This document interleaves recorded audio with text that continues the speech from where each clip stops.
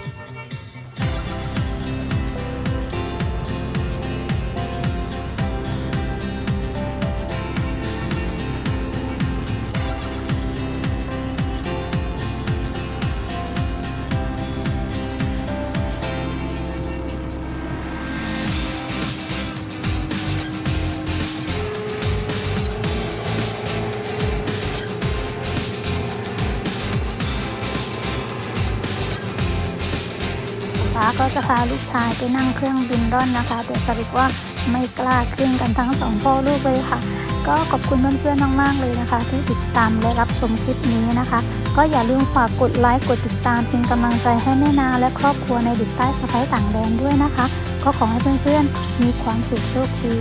และสุขภาพแข็งแรงกันทุกคนเลยค่ะสวัสดีค่ะ